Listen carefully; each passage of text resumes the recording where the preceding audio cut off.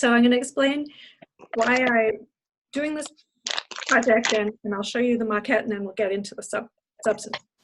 So really, like Maggie said, like many of us, I've got a lot of concerns about the democratic process right now. And one of my concerns is that people are losing confidence in the process, and I think that makes people cynical. They don't think government works for them, so they feel like they don't want to participate, they don't want to vote. And I know that there are measures that communities have tried and have put into place that can change some of this. And I think, and a lot of them have to do with changing the dynamics of the fundraising that candidates are forced to do now because they have to have money to run their campaigns. But if that dynamic is changed, it can change the interactions between the office holders and the financial donors. So I think these programs need to be more widely known. And that's why I came up with this project as a way to share information about them so that people would start to know about them. They'd be aware that there are options out there. And then as different places like Vermont or other places come up with ideas, they have some people have a frame of reference and say, oh, I've heard of that before. I've heard of something like that. Or maybe it ought to be tweaked this way. And just getting people to know more about them will give us the power to be able to make some improvements. Also, as a knitter, I know that historically knitting and sewing circles have been gathering places for discussion about really important issues in society. The abolitionist movement and the suffragist movement were moved forward by people in knitting circles. And that ties in today with the craftivist movement, with artists and craftspeople who use textiles to communicate messages both to the community and to leaders in the community. So this project, Knit Democracy Together, draws on all of that. So let me show you the maquette that I've made that is a small version of the sculpture. So this is about 1/4 of the size.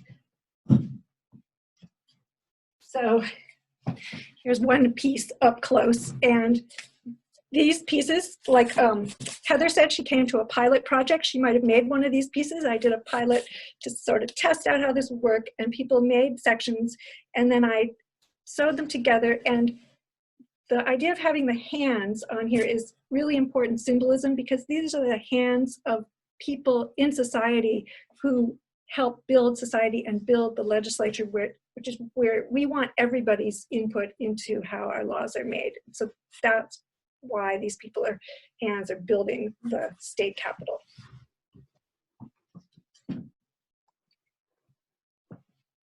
So the pieces that you're making, I'm going to sew them together into this 3-foot tall, 5-foot wide building that will be similar but more intricate than that smaller one. And you can mail them to me or drop them off in Burlington at the VPIRG office, and the information on that is at the knitdemocracy.org website. The addresses are there. You can also email me back from the, or email VPIRG for details if you need to.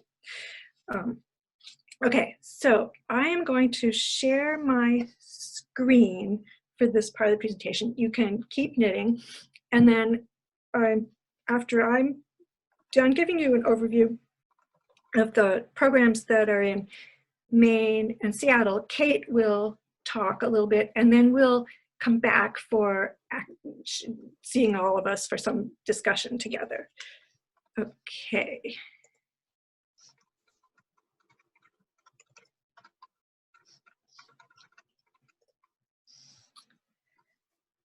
Okay, so the problem with the current system is that candidates need money, and they are grateful. They need the money because they have to hire staff, they have to do mailings, they have to pay for ads. And when they receive money, they're glad to receive it, and they remember who gives it to them. The donors who give the money, they might be giving it because they care about the issues that candidate supports, but they also might be giving it because they have business before the legislature and they want access to policymakers. And if they go back to the policymaker later, the policymaker remembers that that's somebody who gave them money. This results in a system where favors are expected and where donors think that they're going to be able to get favors. So what can we do about it? We have to increase the connection between elected officials and the sort of regular constituents. We have to make the small donors more important, and that means we have to diminish the ties between the elected officials and the large donors. If we do that, it'll increase the influence of constituents and increase voter confidence and civic engagement. So I'm going to talk about two programs that do this. There are lots of programs out there, but these are two examples. So in the state of Maine, they started a program in 2002 of public financing, and it's called the Maine Clean Election Program. Public financing is available for people running for the state legislature or for governor. Candidates qualify by collecting contributions of $5 or more from people in their district. They have to get a certain number to show they're a viable candidate. And the money that they collect doesn't go into their campaign fund, it goes into the state clean election fund. Once they've qualified, then they go to the clean election fund and they show their qualifications and they receive money to run their campaign. And as they go along during their campaign, they can receive additional payments of money based on more and more donations and, of the qualifying contributions that they receive. When they do this, they agree they won't use any private money to run their campaign. And they also agree that they will limit the spending on their campaign so that you don't get an arms race of higher and higher spending, because that's one of the things that drives the need for greater and greater contributions. So in Maine, it's been running for a long time. This is a well-established program. The participation rate by candidates has indeed varied. The high point, I think, was around 2006 and 2008, when 81% of the candidates running for the state legislature participated in it. The most recent year was down to 55%, but it is used by both Democrats and Republicans, and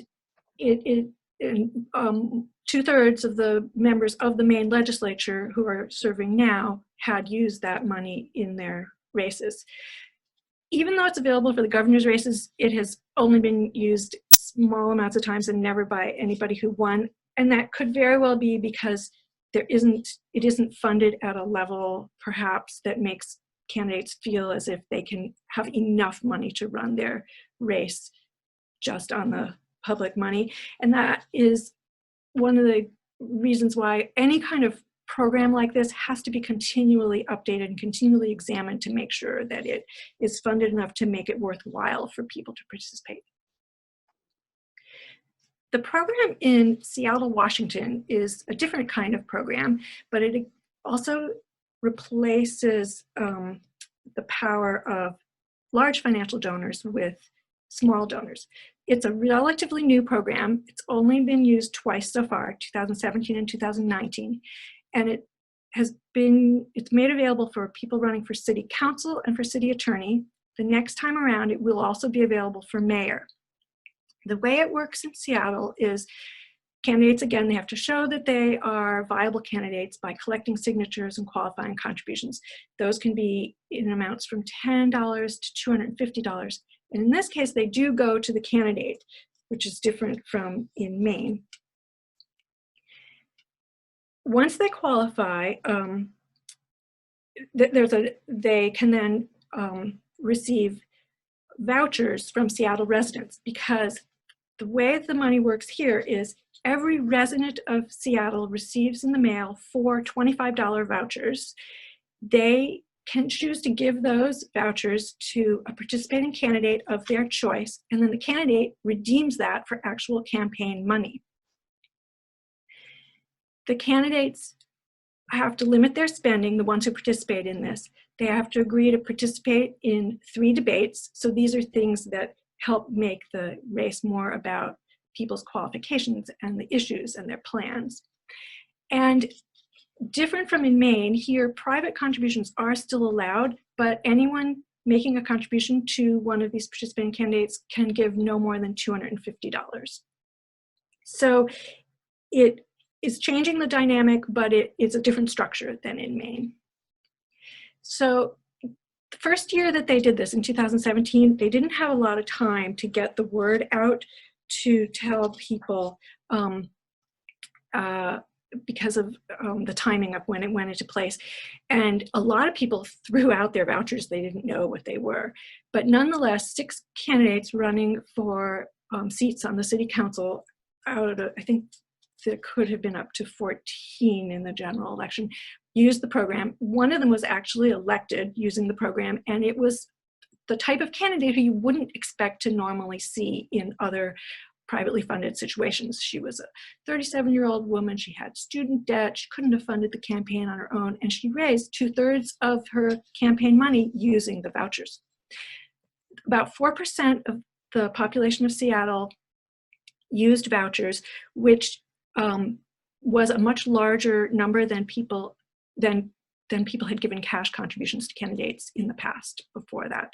And there was an academic study that analyzed the 2017 race in great detail, and they found that the people who used vouchers were much more representative of the population of Seattle in terms of age and socioeconomic class and all sorts of things like that than people who normally in the past had given cash contributions. The voucher users turned out to be more likely to vote than other people as well. The next time it was used, it was much more well known. That was just in 2019, and 12 of the 14 general election candidates used it. I wasn't able to find out exactly how many people used vouchers, but 98,000 vouchers were returned. It was an increase from the year before. There were some really interesting dynamics though. There were some issues that had to do with local issues, obviously, since it's Seattle local government, where Amazon, which is located there, poured a lot of money into one particular candidate, or actually a couple of candidates, and it threw the dynamics off in a crazy way so that the spending was much higher than usual. So 11 of those 12 candidates who were using the city vouchers, they took advantage of a release valve that when spending reached a certain level, they asked to be relieved from the spending limits.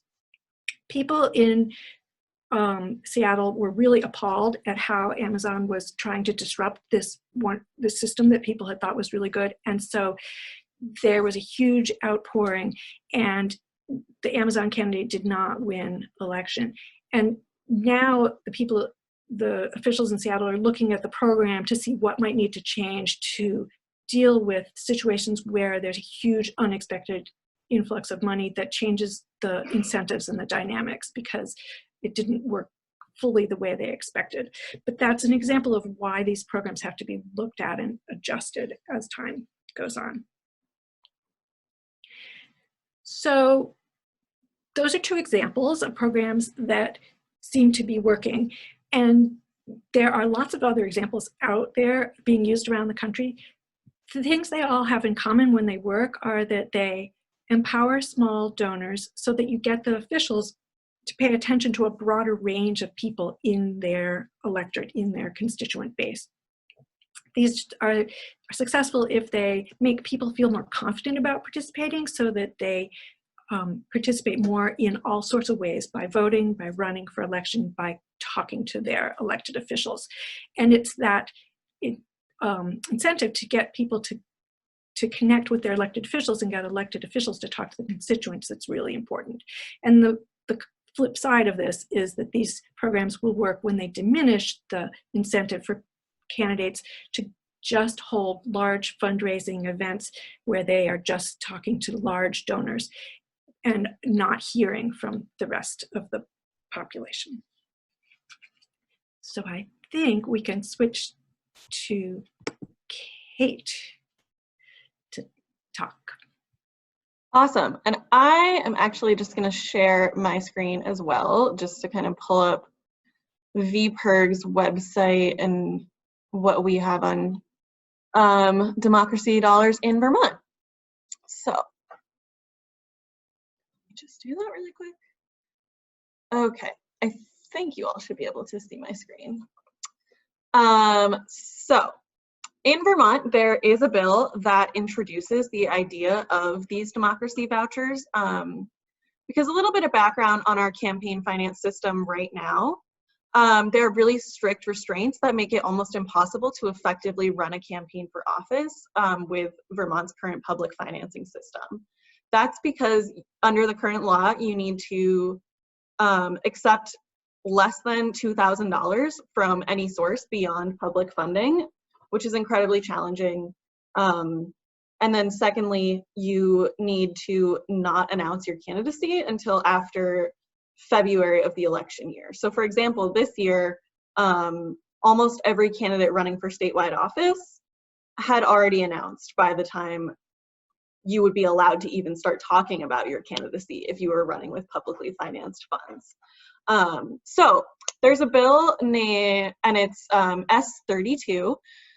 So that means it was started in the Senate, and it changes the dates of announcement and makes minor tweaks to our current public financing system just to make it a more viable option. However, it's still not ideal. We would love to see something more like this democracy dollar program happen. So the bill includes a study of how we would fund and implement this type of program in Vermont.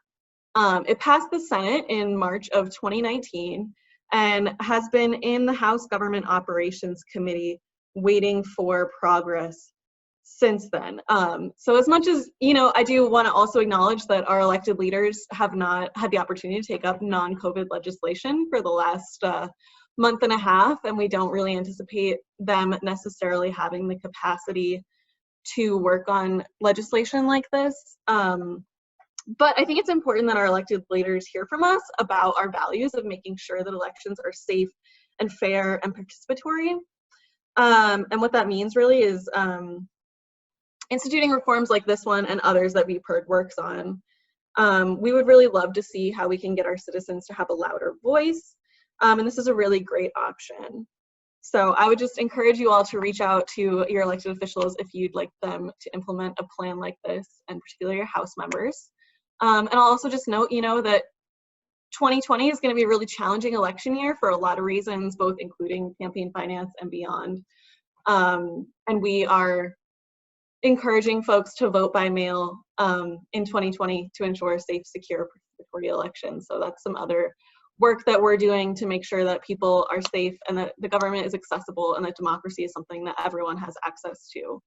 And then I'll just note some quick numbers that we have on our website from Seattle. You know, 95% of the people who donated their democracy vouchers went on to vote in the general election.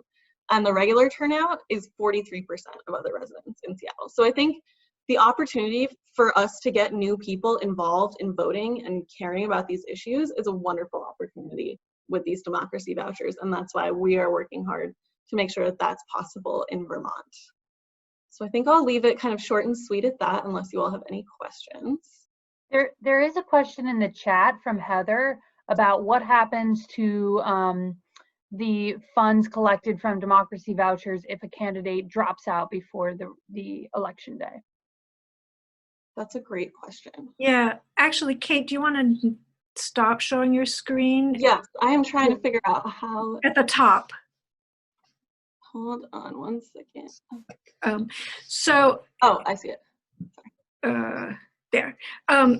Heather, I don't know the exact answer to that, but I know that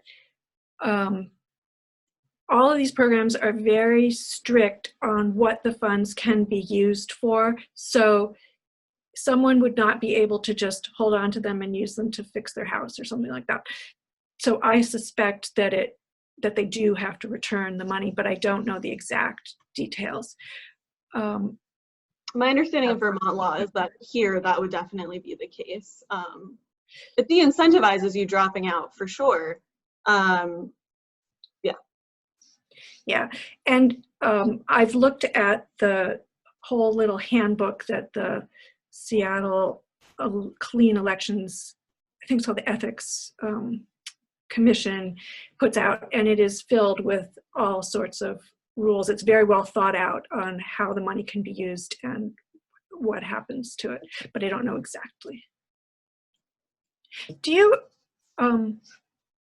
should we stay as one group for discussion, or do you want to split up?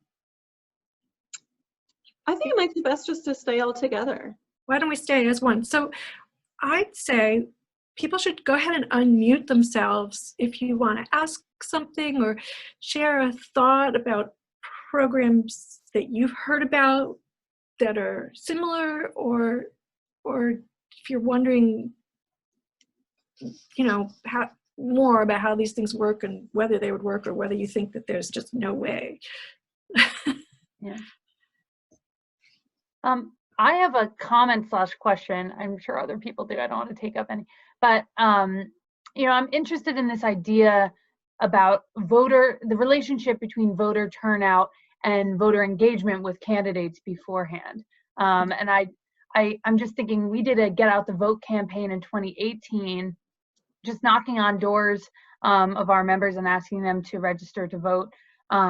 And we saw an uptick. About 89% of VPIRG members ended up voting in that election. And, you know, we don't want to take all the credit for that, but it's amazing how it's like, if people feel a connection to the elections, that they're more likely to vote. So I don't know if you have any thoughts on that in terms of campaign dollars, more than you've already said. Yeah. I mean, I'll just add, you know, beyond a personal conversation with a candidate, if you give money to a candidate, the odds that you vote are astronomically higher than if you aren't involved in kind of picking a candidate to donate to and donating. So that's part of what's great about this program, is that because, you know, folks who may not have the extra $20, $25 to give to a candidate normally, because it's publicly funded, now have the opportunity to engage in elections as a donor. And that just totally makes them feel more incorporated in the process and really incentivizes them to show up on the polls. Because if you gave someone money, you're almost certainly gonna take the time to vote for them. I read a news story after the first time around with the Seattle elections, and one of the people interviewed was a woman who said she has never had enough disposable income to ever give to a candidate.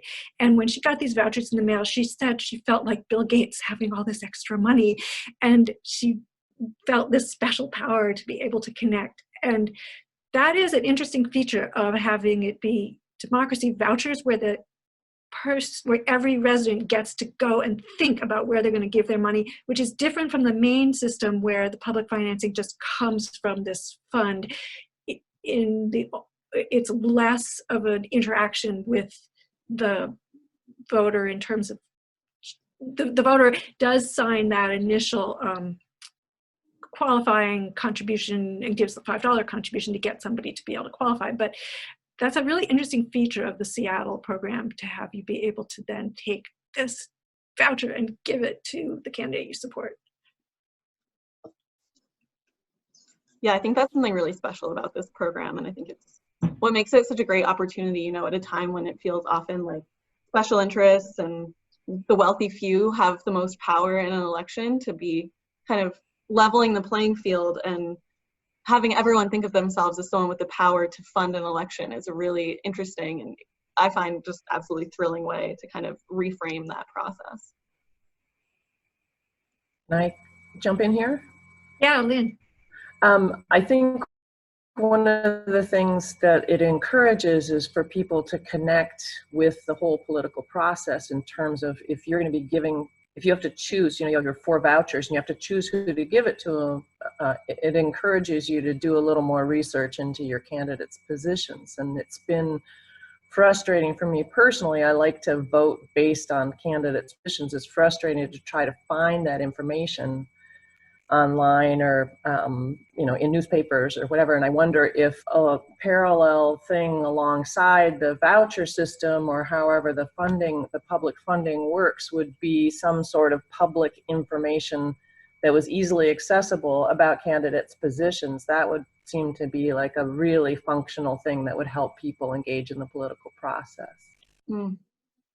Yeah, so in Seattle, one of the requirements for participating candidates is that they participate in 3 debates. So that isn't the same as having it right there in your hand with a packet when you get the vouchers, but it is it's forcing the candidates to actually have some substantive discussion.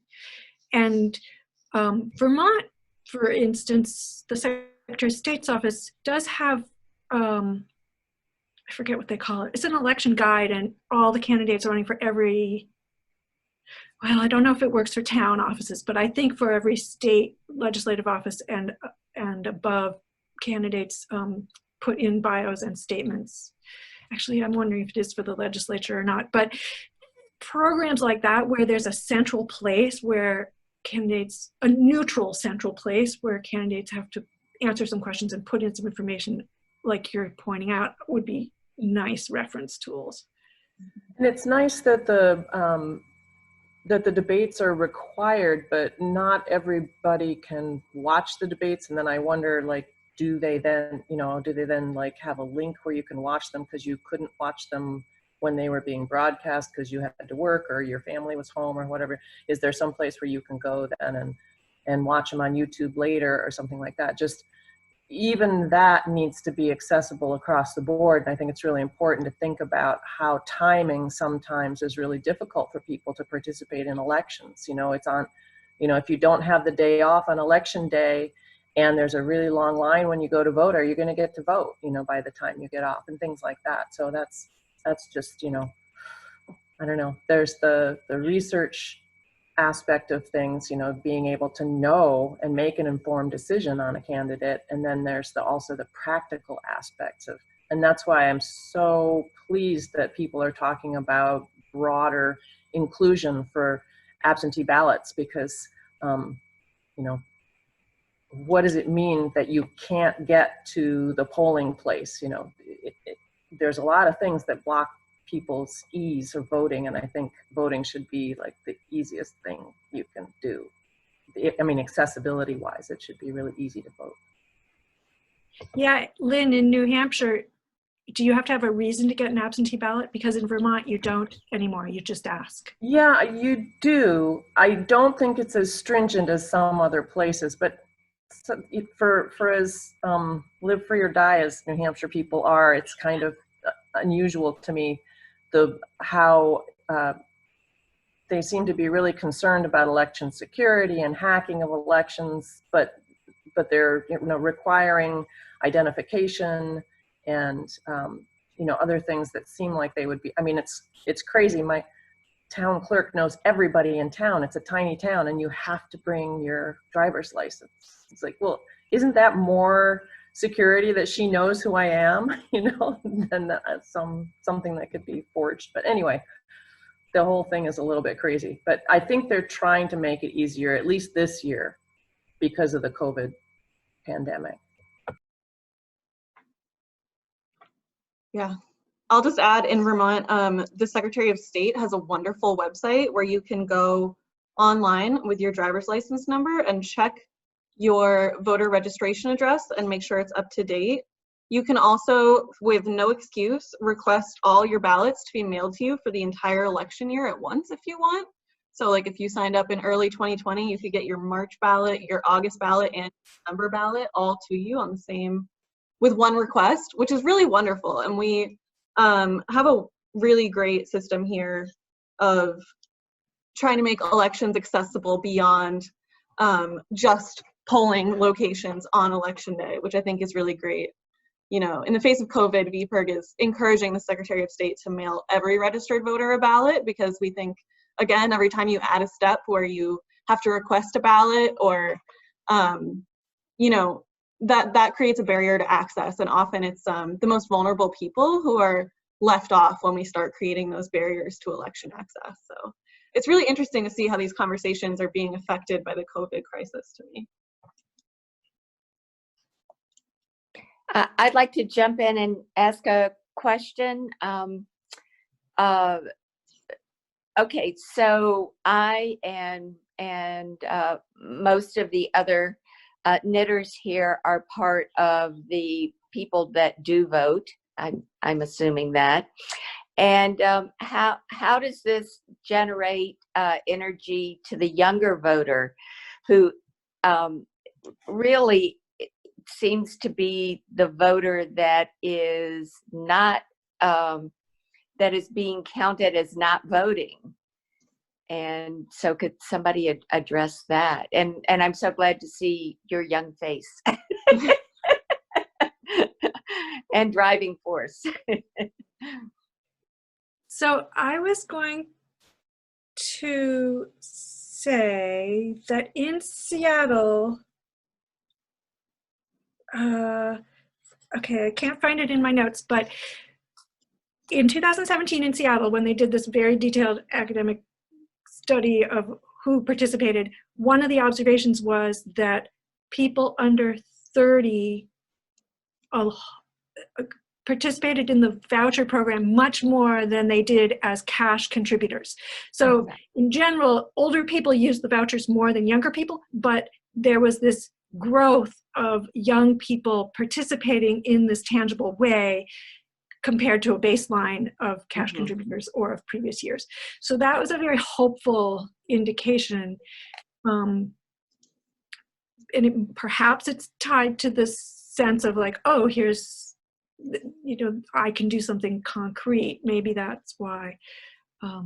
Yeah, I think so. And I think, you know, just speaking as a young person, we're often, you know, starting out careers, you know, or don't have a ton of disposable income between, you know, 18 and 30. And so because of that, and because of the way that elections are currently funded, it can be easy to feel like the system doesn't represent or care about, or that we can't influence it.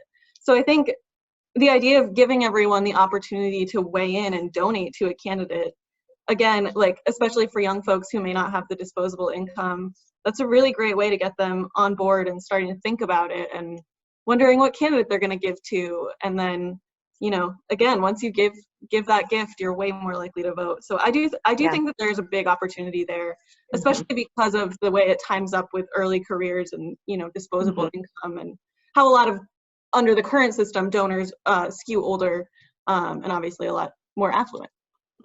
The other thing is, for both Maine and Seattle and all of the programs that I've ever seen, the candidates always have to get a certain number of qualifying contributions to show they're viable, and it's always tied to the size of their district. So if it's a House district, it's X number. If it's a Senate district, it's a bigger number than that X number. It's always tied to the size of the base in which they're running.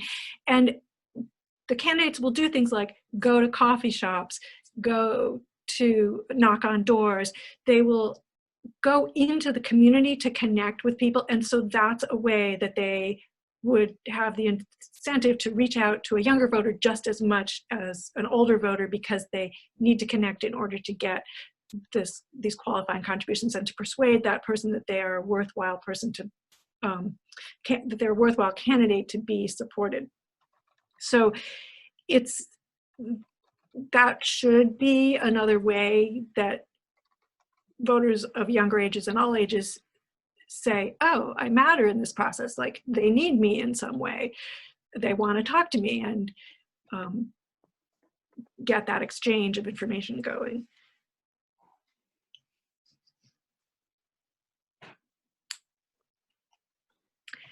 I guess I would say this is the first I've ever heard of a voucher program. It sounds very interesting. It would be kind of a cool thing to try in this state and see what kind of an impact it has. The idea of going more to mail-in ballots, in my mind, I think about the danger of that, of how that can be manipulated, because then you have other people handling mail and things, and they know they have a ballot. That concerns me on that level. And I would hate to give up polling places, because I think there's something very positive about seeing other members in the community coming out who are also voting and that sort of thing. So I'd hate to lose that part of it too much. Yeah. Kate, do you know anything about how Colorado works? Because Colorado is entirely mail-in, but I think they also have like drop-off boxes or locations, right? How does that work?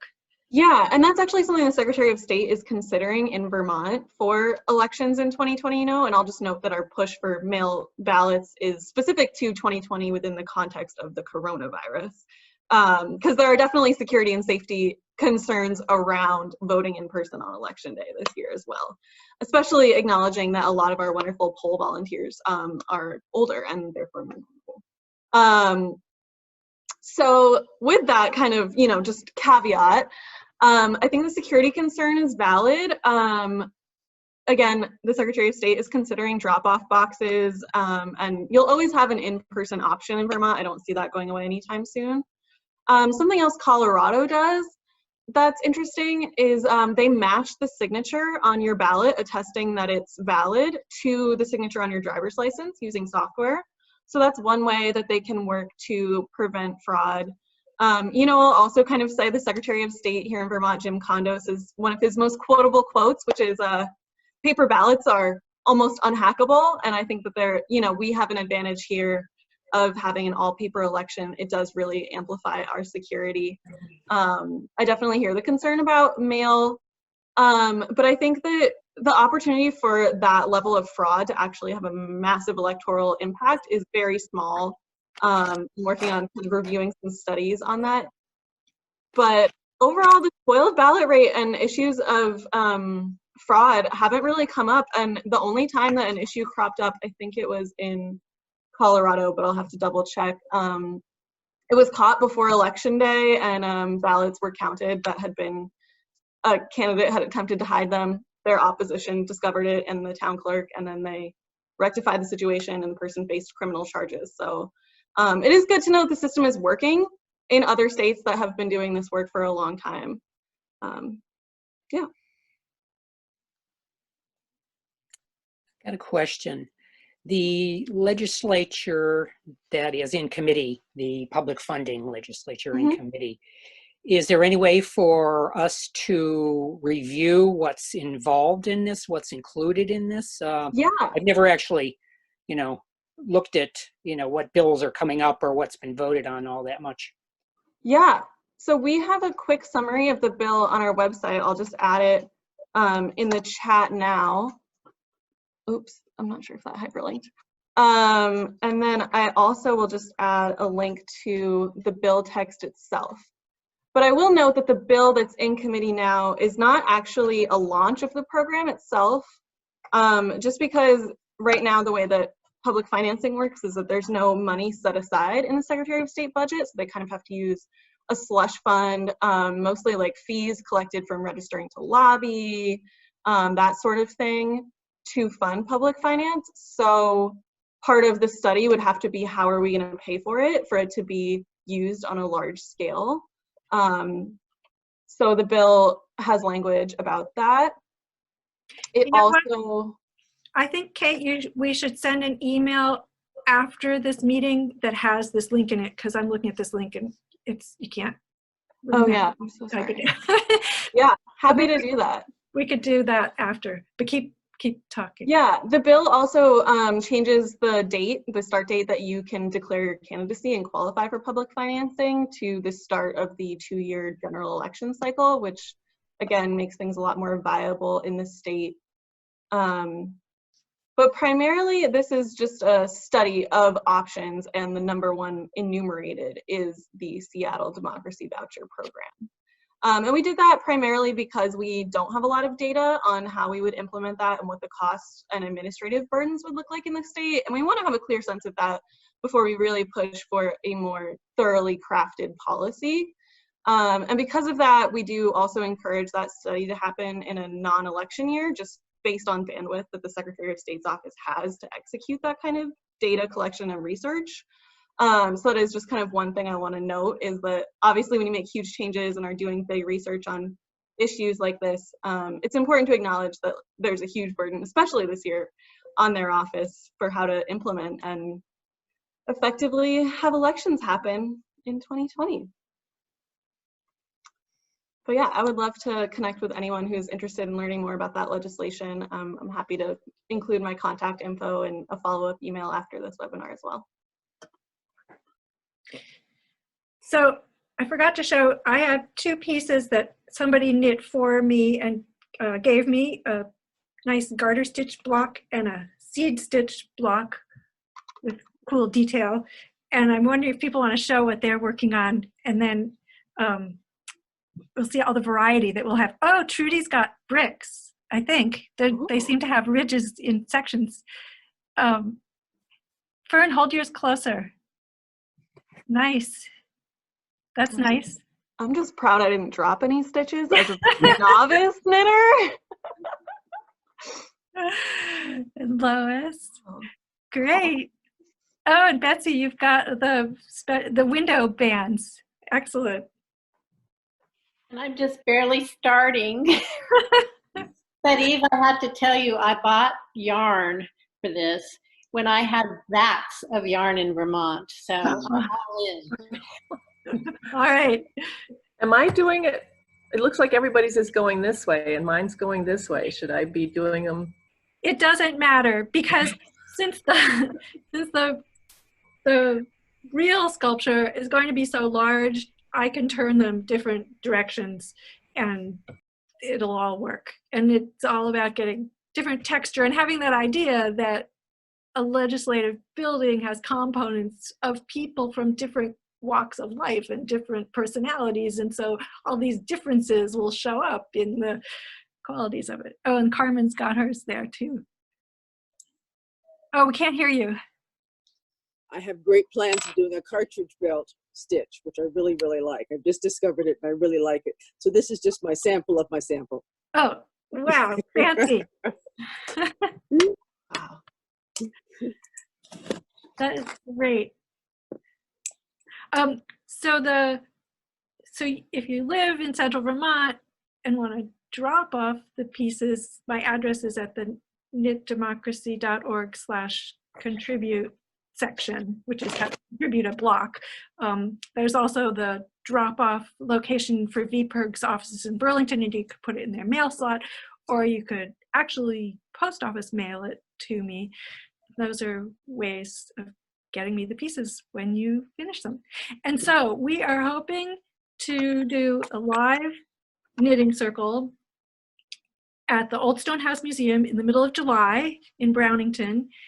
I also have one that's supposed to happen at the Waterbury Grange Hall that Kate and I will do together, except that the date is not going to be June. We're looking for some new date. We think we're also going to be doing it at the Vermont Humanities Council conference in November, and we're working on another location in the fall, but obviously all the dates are a little uncertain at the moment. But it was really cool to see how this virtual gathering worked. It's better than I expected. Eva, I have a question. If we're able to organize something at the Old Stone House, but we're still under social distancing guidelines in July, could you come and we could film you and project a video? I mean, I think we could do a really nice instructional video. And I think one of the reasons when you spoke with me a couple of months ago, you were excited because Alexander Twilight, who's one of the main protagonists in the Old Stone House story, he was the first African-American person to serve in elected office in the United States. Is that, I think that's true. I know he's the first one in Vermont. I don't know if it was nationally, but he's definitely important. Yeah. But that was in 1836, so I suspect he might have been the first in the United States. So, you know, the whole electoral process, and I really love, you know, the whole idea of the suffragette movement and how a lot of this political talk and activity occurred with women who were confined, you know, more or less confined to their homes and working on knitting projects. And really this kind of conversation came out of that. And so we're kind of continuing that tradition. But I think that would be really cool if we could do something there in person. And so we should keep in touch about that. And like maybe Kate and I together can come up and do it and sit in the parlor of one of the buildings. I mean, that setting would be so much like a traditional historic sewing circle or knitting circle. So Yeah, if we can't do it fully in person, we should try to do something like that. Because we could keep you 6 feet apart in a setting that, you know, and we can have the videographer be taking you from 6 feet apart. And this, I mean, I think that there's ways to do this that we can share more broadly. And Carmen and I can work on getting people in the area who might like to be involved a little bit more active. Yeah. That would be really exciting to do something like that. It's another step in the transition between virtual back to everybody together. Yeah. Okay. All right. Yeah. All right. Thank you all. So we'll send some kind of follow-up email message probably from Maeve from the list that has the links that Kate was talking about and other information. Thank you all for participating. This is so cool. Thank you. Thank you very much. Thank you. Bye-bye. Bye. Bye. Bye.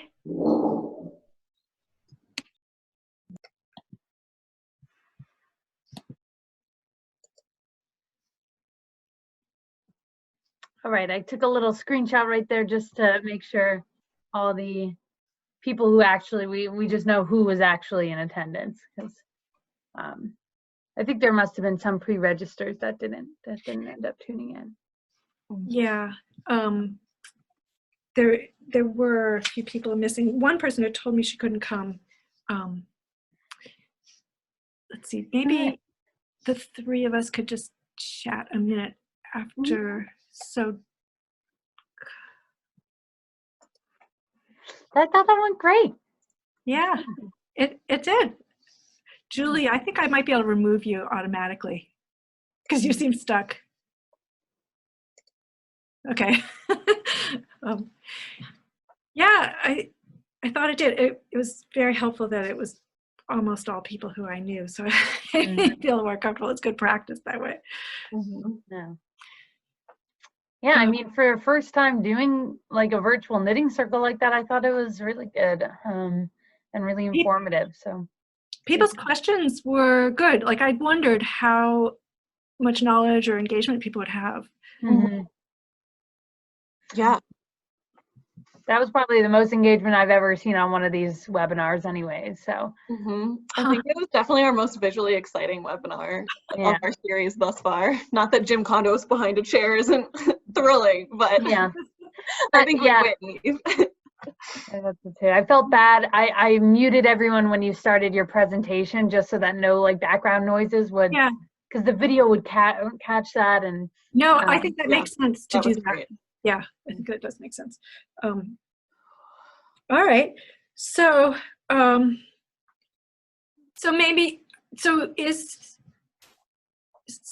can you send? Is it easy because you have the registration to do like an automatic send of here's the follow-up information? So I haven't figured out a way to send all these people an email. But with the chart I sent you on Sunday, I just kind of pulled those all manually, and I can work off that list and add in anybody who is here who isn't on that list, and take out anyone who was. Okay, because I think the links that Kate gave were definitely good.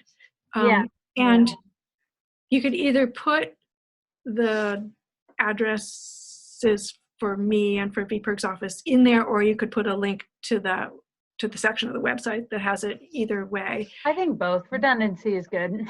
Yeah. And maybe you want to, you had a link, one of those links is to the election section of the VPIRG website too, right? Yeah, this is good. All right, so I guess as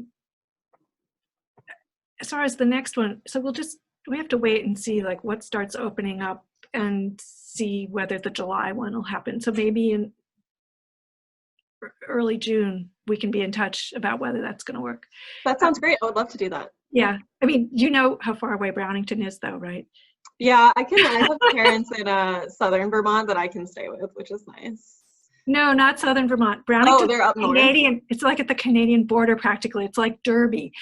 So I want to go to it though, just hearing about, and that you're saying that it would be so much like a historic knitting circle. It sounds super cool. So I've actually never been there, but I know people who have, and it's this historic village that they've turned into a little museum. It has like half a dozen houses, and That's right up my alley. yeah. Yeah, that sounds so fun. I'm still Yeah. in. Good, Yeah. good. All right, we'll figure that out, and we'll find out whether we're allowed to travel together or not. Yeah. So, all right, thank you. This was really great. And so, Thank you so much. Kate, You did a great job with all the heavy lifting on this policy. well, I really appreciate it. I was really having you guys, like, knowing that you were going to help with all of the logistics and share it took so much pressure off. Great. So I suppose maybe you should check, I don't know, in a week and see if anybody dropped anything through the mail slot. Yeah. And then get them to me somehow. I mean, I don't need it right away by any means. But, and Kate, you should definitely figure out how to bind off that piece. And Okay, yes, I will watch the instructional YouTube videos and yeah, hang the tongue out of my corner of my mouth and figure it out. Yeah. All right. All right. Thanks a lot. Yeah. Thank you. Bye. Bye. Bye.